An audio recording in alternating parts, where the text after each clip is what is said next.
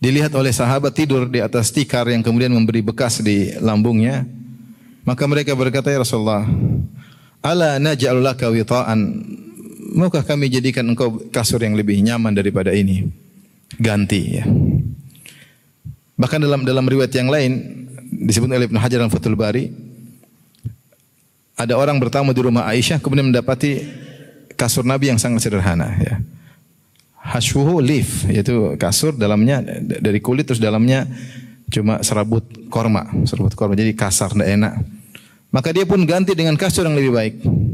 Ketika Rasulullah SAW pulang, dari mana ada hadiah, Rasulullah sudah kembalikan. Rasulullah sudah apa? Kembalikan. Ketika ada sahabat nawarkan, ya Rasulullah, tidakkah kami berikan engkau ya kasur yang nyaman? Kata Rasulullah SAW, mali walid dunya, apa urusanku dengan dunia? Innama mathali wa mathalud dunya karakibin istadhalla tahta syajaratin thumma raha fatarakaha. Perumpamaanku dengan dunia seperti seorang yang berkendaraan kemudian mampir sebentar istirahat di bawah sebuah pohon. Kemudian dia pergi meninggalkan pohon tersebut. Pohon tersebut yang dia istirahat sebentar seperti dunia. Apakah ada orang menjadikan bawah pohon sebagai tempat tinggalnya? Tentu tidak. Dia hanya secukupnya sebentar kemudian dia melanjutkan perjalanan. Lebih berat daripada yang jadi sekedar orang asing. Orang asing masih tinggal. Masih ada ngobrol-ngobrol mungkin seperlunya. Orang numpang lewat.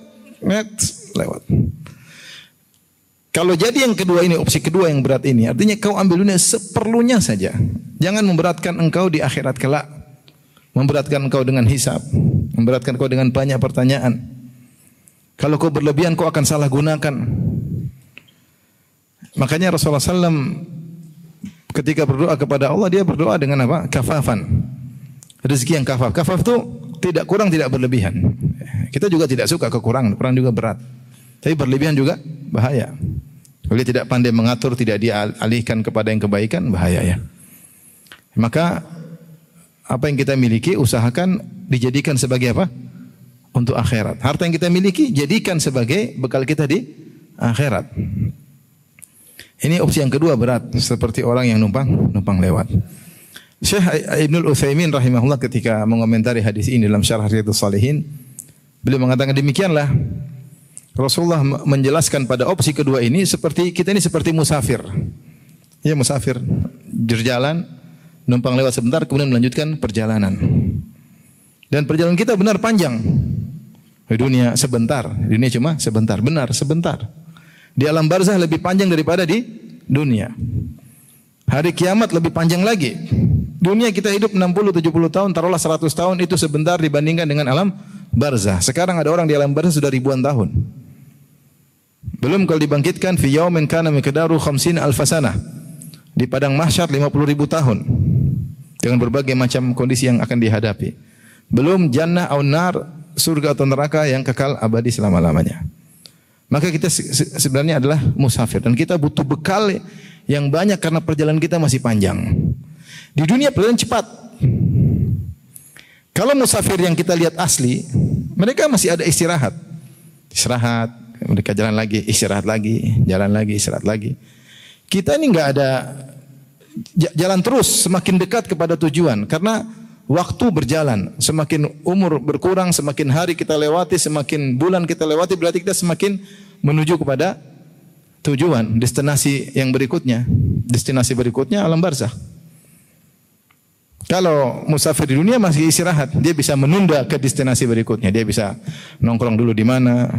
Mau misalnya kita mau dari Jakarta mau ke Jogja, ya kita bisa mampir di mana kek, nginap di sana berapa hari, kita bisa tunda jarak kita ke destinasi, kita bisa nunda waktunya. Tapi perjalanan kita nggak bisa ditunda.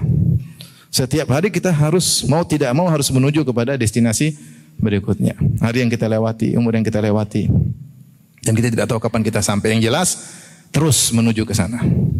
Ini lebih mengerikan ya, karena waktu terus berjalan berarti kita semakin mendekat destinasi berikutnya ya. Dan bekal kita permasalahan, bekal kita udah banyak belum? Ini jadi masalah. Ini jadi masalah.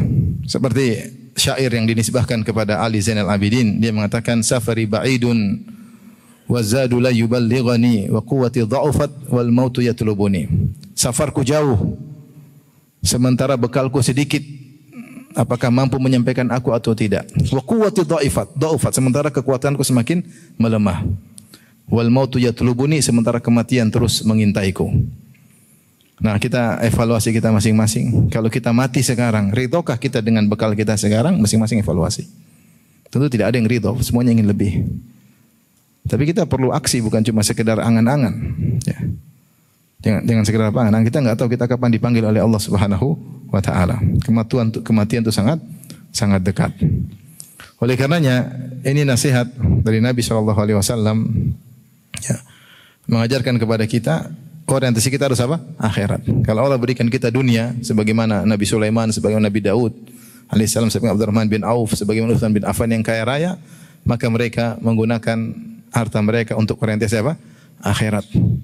Ya. Makanya ketika yaqulu ibnu Adam mali, anak Adam berkata hartaku.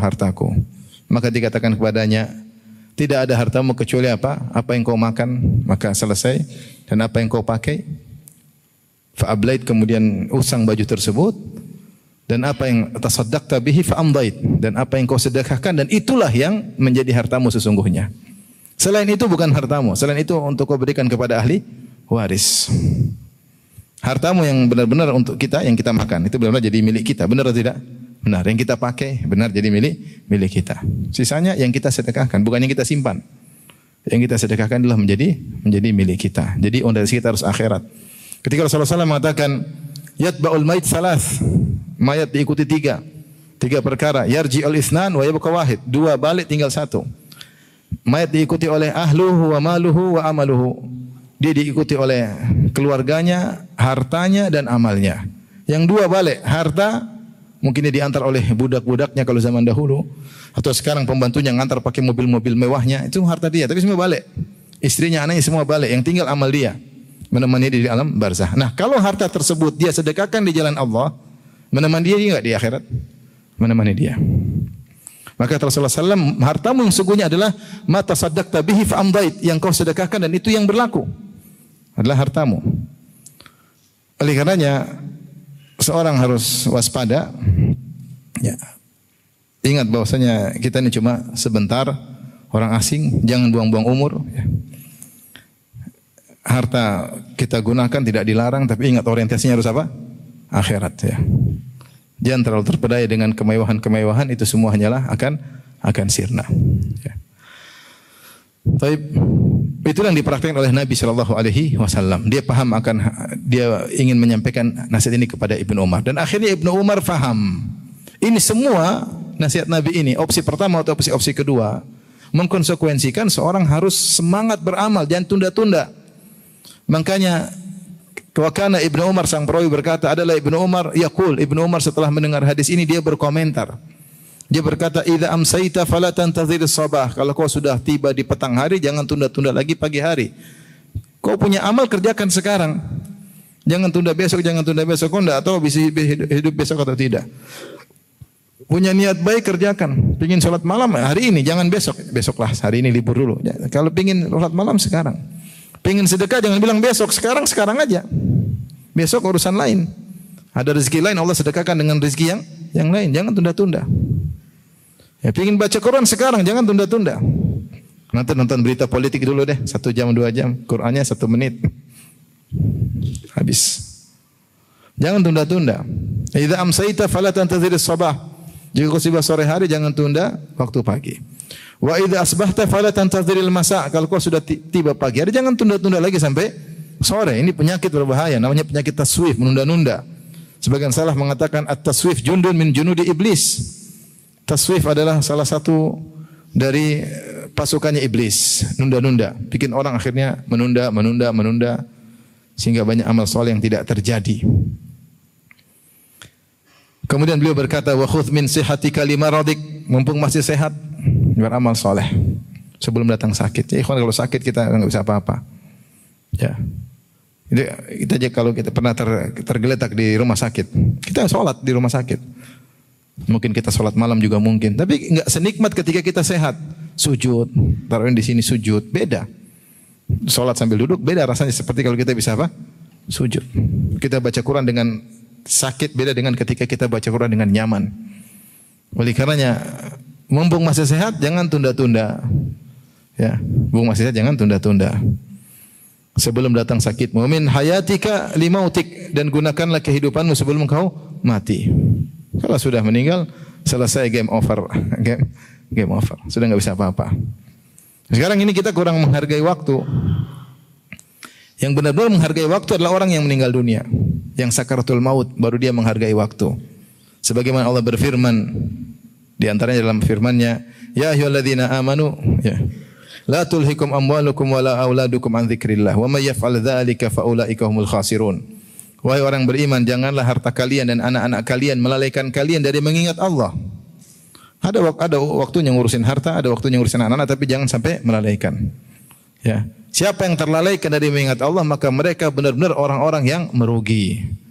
Allah berikan nikmat bukan untuk melalaikan Allah, enggak. Itu nikmat, rasakan, jadikan bantuan kita untuk mengingat Allah Subhanahu wa taala. Wa anfiqu mimma razaqnakum min qabli ay ya'tiya ahadakumul maut. Berinfaklah dari sebagian harta yang kami berikan kepada kalian sebelum datang kepada salah seorang dari kalian kematian. Fayaqul, maka dia berkata, Rabbi laula akhartani ila ajalin qarib. Ya Rabbku, tundalah kematianku barang sedikit saja. Buat apa? Fa asaddaqa, aku ingin bersedekah. Wa akum minas salihin, dan aku ingin menjadi orang yang saleh. Dia minta waktu sedikit karena dia tahu sedikit waktu tersebut sangat berharga. Tapi kapan dia tahu berharga? Ketika dia sudah sakaratul maut. Kita kenapa tidak menghargai waktu? Karena kita merasa umur kita masih panjang, masih bisa besok kok, masih bisa besok, masih bisa lusa, masih bisa, tenang aja kita. Ketika orang itu mau meninggal, baru dia tahu waktu sangat berharga. Aset yang sangat besar adalah waktu. Ini dipahami oleh Ibnu Umar, konsekuensi ketika Rasulullah SAW menyuruh menjadi gharib, opsi jadi orang asing atau orang yang numpang lewat, maka dia harus menghargai waktu. Jangan tunda-tunda amal saleh. Makanya Rasulullah SAW mengatakan, iktanim khamsan qabla khamsin. Manfaatkan 5 perkara sebelum datang 5 perkara yang lain.